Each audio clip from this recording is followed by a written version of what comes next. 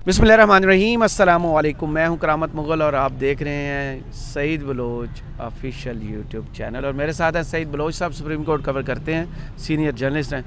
सईद बलोच साहब, एक खदशे का इजहार कल किया था, हमने एक वीडियो की थी कि सुप्रीम कोर्ट में नैब तरामीम को जो कलअदम करार दिया गया था उसके ख़िलाफ़ वफाकी हुकूमत ने अपील करने का इंदिया दिया है। आज सुना है कि बाकायदा तौर पर एक दरख्वास्त मौसूल हो गई है। क्या इस मुल्क में करप्शन जायज़ होने जा रही है?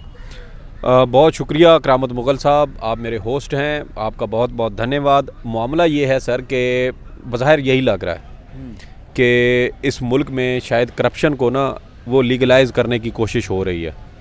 और इस हवाले से बड़े अफसोस की बात है कि हमारे कुछ बड़े पहुँचे हुए लोग, इंसानी हकूक़ के कारकुन और आइन और सिविल, क्या कहते हैं उसको, सिविल सुपरमेसी का भोंपू बजाने वाले, ये मैं बात करूं असल में रीमा उमर साहिबा की, जिन्होंने गुज़श्ता साल गलबन बल्कि 2021 में, शायद 2021 में कहा था कि एक चीनी प्रोफेसर साहब है जिन्होंने इसके ऊपर बाकायदा रिसर्च पेपर लिखा है और उन्होंने साबित किया है कि करप्शन करने से मुल्क तरक्की करता है।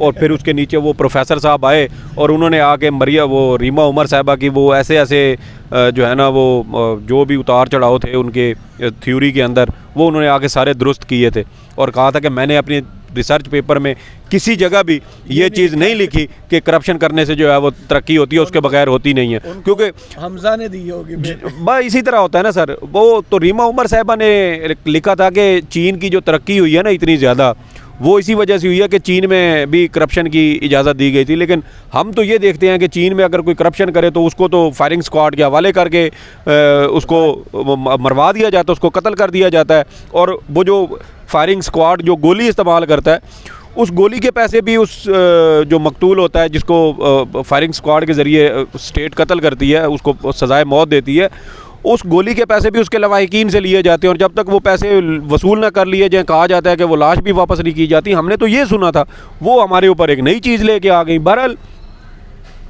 उसके बाद चीज़ें जो है ना वो कंट्रोवर्शियल होना शुरू हुई और बाकायदा लोगों ने कहा कि शायद इस मुल्क के अंदर करप्शन को लीगलाइज़ करने की या उसको कानूनी हैसियत देने की ना एक पस पर्दा किस्म की कोई मूवमेंट चल रही है, कोई तहरीक चल रही है। कुछ लोग इसको कोशिश कर रहे हैं कि इसको जो सोसाइटी के अंदर जो बहस व मुबाहिसा होता है उसका हिस्सा बनाया जाए कि करप्शन को लीगलाइज़ होना चाहिए, किसी हद तक एक लो लेवल तक करप्शन जो है उसकी इजाज़त होनी चाहिए। अब मामला ये था कि सुप्रीम कोर्ट में जब गुज़श्ता साल साबिक़ वज़ीर-ए-आज़म इमरान ख़ान की जानिब से नैब तरामीम जो गुज़श्ता साल PDM हुकूमत ने मंजूर की थी, उनके ख़िलाफ़ दरख्वास्त दायर कर दी। अब उसके ऊपर हुई 54 समातें। 54 समातों के बाद सुप्रीम कोर्ट ने फ़ैसला महफूज किया और सुप्रीम कोर्ट ने 10 में से 9 तरामीम को कलअदम करार दे दिया। और उनमें क्या था कि 50 करोड़ रुपए से नीचे की हद पर नैब कानून लागू नहीं होगा। मतलब कि आपने अगर 40 करोड़ की किसी ने करप्शन किया तो वो नैब की तहवील में नहीं आएगा। 99,99,999 रुपए पर भी नैब कानून लागू नहीं होगा और 1 रुपये उस ऊपर जाएंगे तो आप नैब की जद में आ जाएंगे। तो इस तरह के बहुत सारे मसाइल थे जो हमारे सामने वो उन तरामीम की वजह से आए थे।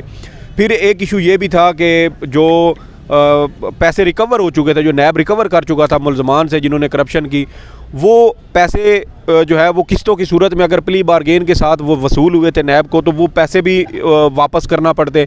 तो इसके ऊपर फिर सुप्रीम कोर्ट ने वो तमाम तरामीम जो हैं वो कलअदम करार दे दी। फिर इसी के साथ मैं आपको एक और चीज़ रिलेट करता हूँ कि हमारे यहाँ एक पूरा माइंड सेट है जो करप्शन को बुरा समझता ही नहीं है। साबिक़ army chief general Qamar Javed Bajwa के बारे में भी इसी तरह की कुछ खबरें थी कि वो कहते थे कि करप्शन हमारे लिए कोई मसला नहीं है। और आप ये देखें कि इस्टेब्लिशमेंट ने जब भी सियासतदानों को काबू करने की कोशिश की है, वो किस ज़रिए से काबू करते हैं? करप्शन की बुनियाद पे केसेस बनाए जाते हैं और करप्शन के ज़रिए पकड़ा जाता है। बनी थी जी। तो फिर वो देखें कि बाकायदा इसका मतलब क्या है? इसका मतलब ये है कि हमारा सिस्टम बाकायदा तौर पे करप्शन को सपोर्ट करता है कि पूरी एक लॉट है, ये अपना हिस्सा लेता है। सर हिस्सा तो वो तभी लेंगे ना जब आप उसको सपोर्ट करेंगे। अब मैं एक चीज़ की हिमायत करता हूँ कि ठीक है यार, आप मेरे जो है ना वो शह के नीचे आप काम करें, आपको कोई हाथ भी नहीं लगाए, इसका मतलब है कि कुछ ना कुछ पोर्शन मेरे पास अकाउंट में ट्रांसफर कर, तो फिर कुछ इसका यही मतलब है ना कि कुछ ना कुछ पोर्शन आएगा। मैंने देखा फिल्मों में। सर यहाँ पे तो खबरें चली हैं ना कि लांचों के जरिए पैसा बाहर भिजवाया गया। साबित नहीं ना हुआ। सर साबित तो यहाँ पर वो जो है साबिक चीफ जस्टिस थे मियाँ साकिब निसार साहब, वो गए थे शर्जील मेमन साहब के, मेरे ख्याल में वो उन्होंने जाके वहाँ से शहद की बोतल निकाली थी शराब की। तो फिर जब एक चीफ जस्टिस मौके पे जाके शराब बरामद करे और बाद में लेबॉर्ट्री में जाके वो शहद साबित हो जाए, तो मुझे बताएं फिर वहाँ पे कौन सी चीज़ आप साबित करेंगे।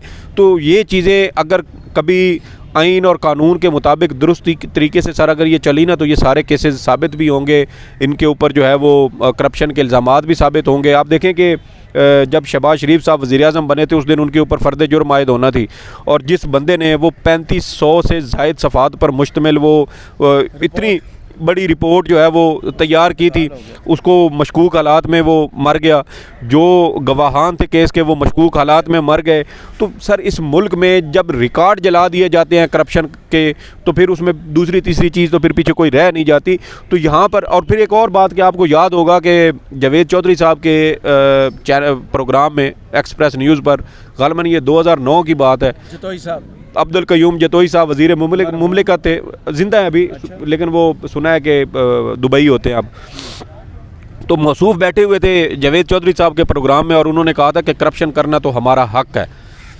तो ये इस तरह का माइंड सेट सर हमारे मुल्क के अंदर मौजूद है, ऐसे लोग मौजूद हैं जो करप्शन को लीगलाइज़ करने के लिए हर वक्त जो है वो उसकी कोशिश में रहते हैं। और सुप्रीम कोर्ट का ये जो फ़ैसला था ना कि जिसमें उन्होंने नैब का, ठीक है ये बातें बिल्कुल ठीक है कि नैब कानून का गलत इस्तेमाल हुआ है, इसको पॉलिटिकल इंजीनियरिंग के लिए भी इस्तेमाल किया गया है, लेकिन कहने का मकसद ये है कि इसको क्या इसी तरीके से बेहतर किया जा सकता था जैसे पीडीएम हुकूमत ने बेहतर करने की कोशिश की है। और भी बहुत सारे इसमें जो है वो तरीके हो सकते थे जिससे नैब कानून के गलत इस्तेमाल को रोका जा सकता था, उसको बेहतर अंदाज में उसमें तरमीम की जा सकती थी। लेकिन यकतरफ़ा तौर पे जब तरमीम की गई, जब पीडीएम की 80% के करीब जो काबीना है वो नैब ज़दा थी, वज़ीर आज़म मौजूदा नैब ज़दा है, और अब वो जो फ़ैसला सुप्रीम कोर्ट ने दिया ये फुल कोर्ट वाला कि प्रैक्टिस एंड प्रोसीजर कानून के तहत क्या वो अपील का हक भी मिलेगा, तो अब उसी सिलसिले में आज पहली अपील जो है वो सुप्रीम कोर्ट ऑफ पाकिस्तान में दायर कर दी गई है। और अब्दुल जब्बार साहब हैं, कोई शहरी हैं जिनकी जानिब से ये अपील जो एडवोकेट है पाकिस्तान पीपल्स पार्टी के सेनेटर भी हैं फ़ारूक एच नायक साहब, वो वकील हैं, उनकी जानिब से ये दायर की गई है और उसमें इस्तदा यही की गई है और उनकी जानिब से इस्तदा यही की गई है कि जनाब ये जो तरामीम है ये जो सुप्रीम कोर्ट के 3 रुकनी बेंच का फ़ैसला जो 15 सितंबर को आया था इसको कलअदम करार दिया जाए फ़ैसले को और नैब तरामीम को बहाल किया जाए, क्योंकि उनका मौक़िफ़ ये है कि जो इमरान खान की दरख्वास्त थी उसमें बुनियादी इंसानी हकूक़ की खिलाफ वर्जी की निशानदेही नहीं की गई थी। तो सवाल ये पैदा होता है कि जब आवाम के टैक्स का पैसा चोरी हो, करप्ट लोग उसको लूट के ले जाएँ, खा जाएँ, और आवाम के जो तरक्याती मंसूबे हैं, आवाम की जो ज़रूरियात हैं, आवाम के जो इस तरह के फलाही मंसूबे हैं उनके ऊपर पैसा न लग सके, तो क्या ये बुनियादी हकूक़ की खिलाफ वर्जी में नहीं आता? तो सवाल ये पैदा होता है कि ये वो लोग हैं जो अपना हिस्सा मांगना चाहते हैं, जो चाहते हैं कि इनको करप्शन करने की मुकम्मल आज़ादी और छूट हो और इनको कोई रोकने वाला ना हो। और अब इन लोगों की मौजूदगी में अगर सुप्रीम कोर्ट जो है वो अब इन दरखास्तों को सुनती है, इसके ऊपर भी कोई लार्जर बेंच या फुल कोर्ट का तो इम्कान नहीं है, लार्जर बेंच ही मुमकिन तौर पे बनेगा। तो अगर लार्जर बेंच बनता है कि मेरी ज़िंदगी की गलती है फुल कोर्ट बनाना। सर अब वो आ रहे हैं ना, हम तो पहले कहते थे कि काजी साहब बंदयाल साहब के हर कदम के ऊपर कदम रख के चलेंगे, ये तो अब आगे आप मज़ीद देखेंगे। बहरहाल तो ये वो लोग हैं जो करप्शन करना चाहते हैं, जो करप्शन को लीगलाइज़ करना चाहते हैं, और यही वो लोग हैं जिनको इमरान खान बुरा लगता है, क्योंकि इमरान खान इन्हीं लोगों के ख़िलाफ़ कहता था कि मैं इनको किसी सूरत NRO नहीं दूंगा। इमरान खान की हुकूमत चली गई और उसने हुकूमत जो है वो जाती तस्लीम कर ली, लेकिन उसने इन लोगों को NRO दे के अपनी हुकूमत बचाने की कोशिश नहीं की। तो ये मेरे ख्याल में अब देखना यह है कि असल इम्तिहान सुप्रीम कोर्ट का है, चीफ जस्टिस साहब का है कि क्या वो भी करप्शन को सपोर्ट करेंगे, क्योंकि अगर सुप्रीम कोर्ट नैब तरामीम वाले जो फ़ैसला था उसको कलअदम करार देती है, नैब तरामीम को बहाल करती है, तो फिर करप्शन का एक लाइसेंस मिल जाएगा, फिर ना आप महफूज रहेंगे, ना मैं महफूज रहूँगा, ना मुल्क महफूज रहेगा। और ये लोग इस मुल्क को, इस पक्की पकाई देग जिसका कहा जाता है कि पाकिस्तान एक देग है और उस देग से सारे खा रहे हैं, तो लोग तो पहले ही खा रहे हैं, तो ये फिर दोनों हाथों और दोनों पैरों से, वो पंजाबी में कहते हैं फौड़े नाले इन्होंने मेल के इन्होंने लैके जाने ने, तो बोरियां भर भर के लैके जाएंगे। तो ये हमारे मुल्क की अल्लाह ही अब इसका हाफिज़ है और अल्लाह ही निगहबान है। पहले भी अल्लाह के आसरे चल रहा है, क्योंकि जो कुछ इस मुल्क के साथ इस मुल्क के सियासतदानों ने किया है वो हमारी आंखों के सामने है। 1100 अरब रुपए के मुकदमात हैं सर, जो इन नैब तरामीम के ज़रिए माफ़ करवाए गए थे। वो पैसा अवाम का पैसा था, वो पैसा मेरा और आपका पैसा था, वो इन लोगों का पैसा नहीं था जो इनको जो है वो अब इन तरामीम को वापस बहाल करवाना चाहते हैं।